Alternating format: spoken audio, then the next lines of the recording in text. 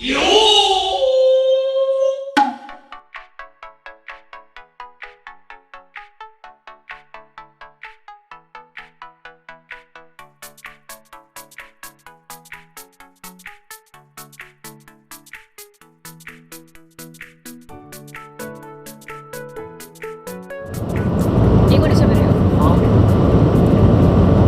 morning. We are on our way to Fukuoka. Today we're going to a flea market in Fukuoka. I heard it's one of the biggest. We will see. It's at a shrine that is called Hakosaki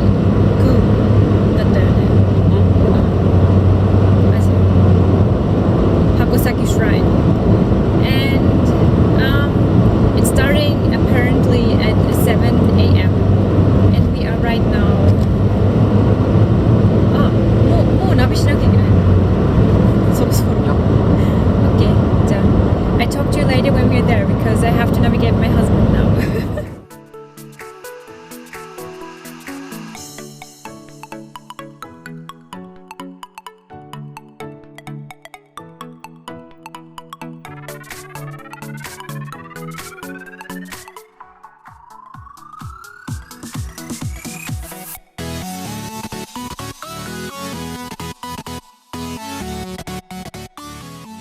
We are still in the car. Today we came to Fukuoka to a place that is called Hakosaki Shrine.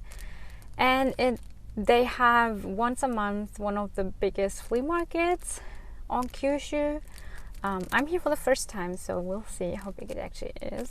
And we are still in the midst of coronavirus madness, so we will have to wear face masks today. Which is kind of super weird for vlogging, but still I'm so glad they're still having the flea market because we are canceling events in Japan for 3 weeks now, so I'm glad that we still have the chance to go to flea market today, but wear masks. So you will see us with masks. Let's go.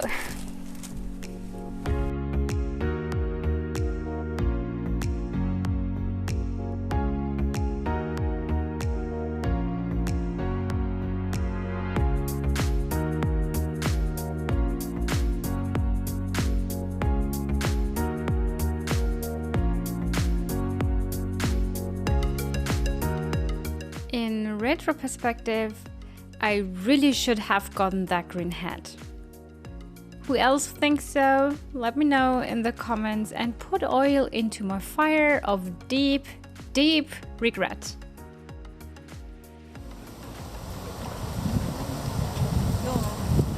Iい感じ.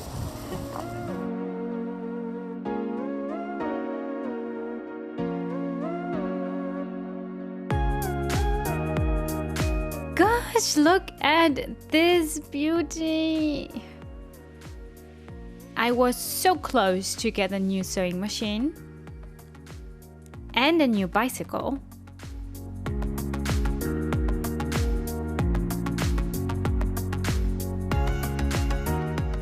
And this retro Godzilla. In case you're wondering how to get here without a car, the subway station is apparently right under this market, and it is called Hakosaki-gumae. At least that is what Google Maps is telling me.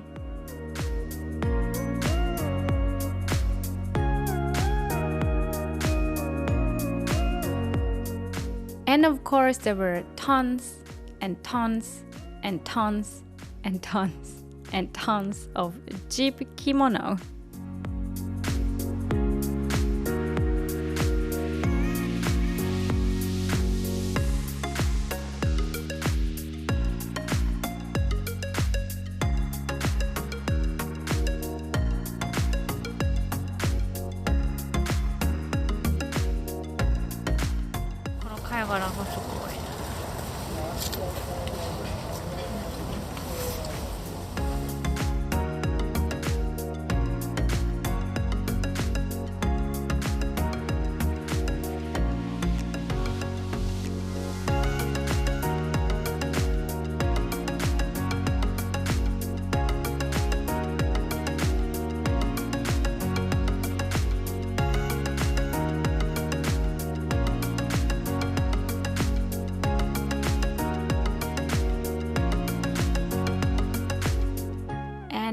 tons of obijime.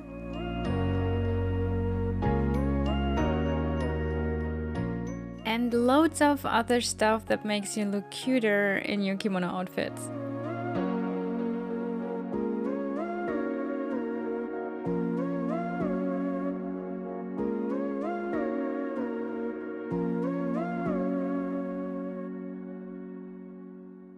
And before you leave the flea market, don't forget to visit Hakosaki Shrine.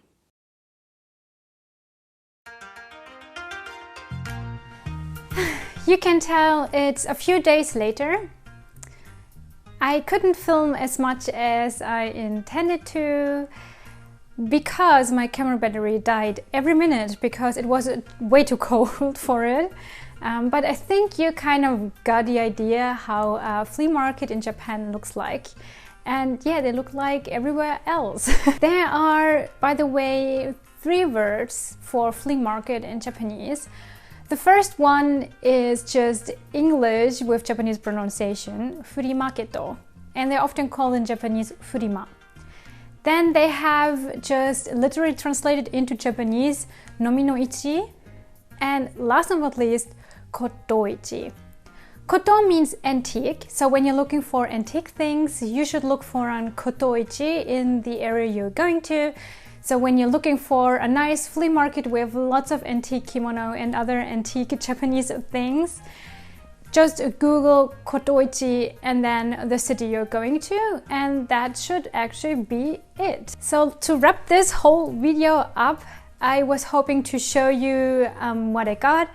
This time I won't try it on because, and I will tell you that right now with my first item I got.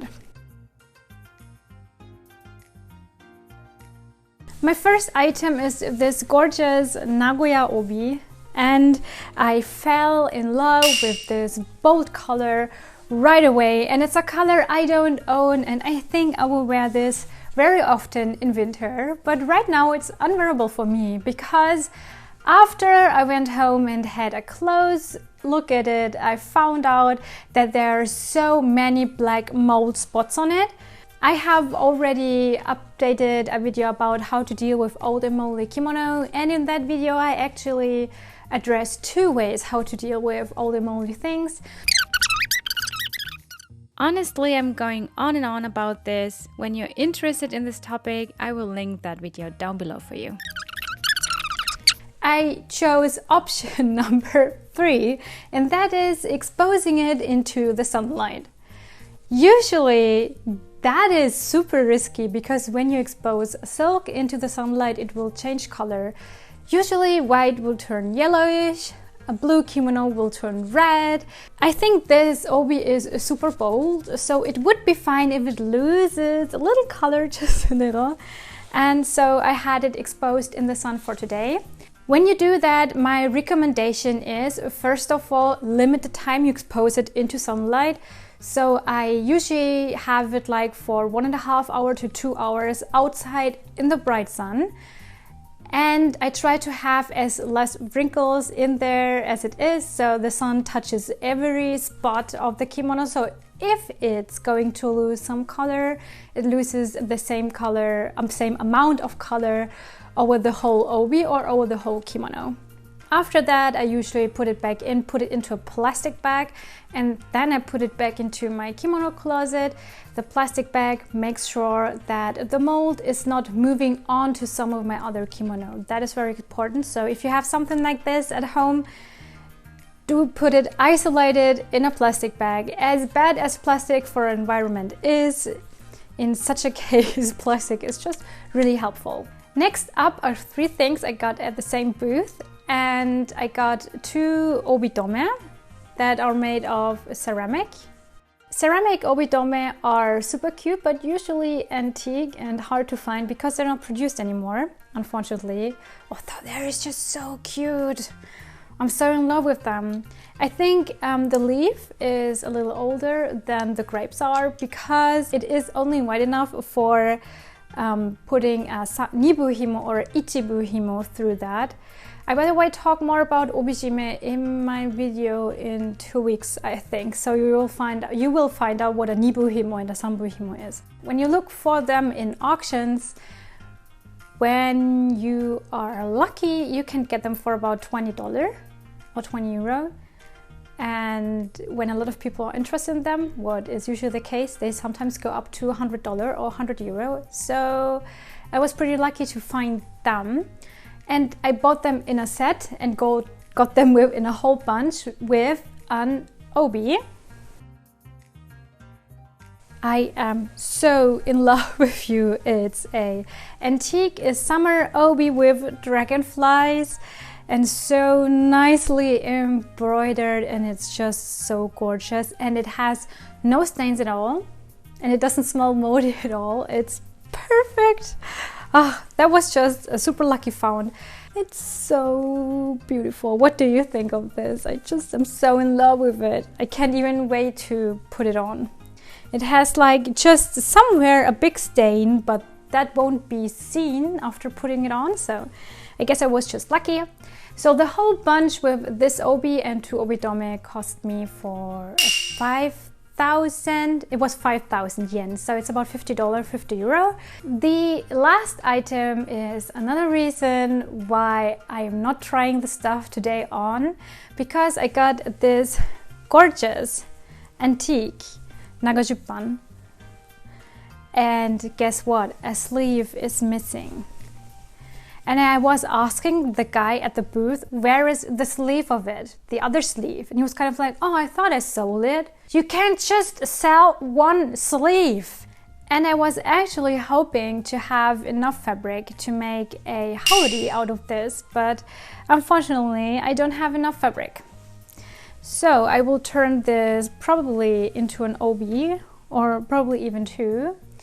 So you will find one of them probably on my web shop that I'm launching soon for some kimono, self-made kimono stuff. So this was just a very communicative video. I have another very talkative video for you prepared next week. I hope you're looking forward to. You can tell I'm at home for 3 weeks now. I kind of self-isolated. Now that's really on purpose, but when you're self-employed and all your work gets cancelled, so what else would you do than being at home? So you can probably follow me on my Instagram and see what else I'm recently up to. Send me messages and keep me company. And yeah, I love you all so much for being on this channel. If you have watched this video until now and you're not subscribed yet, you really should consider subscribing to this channel. And I talk to you in my next video. Bye!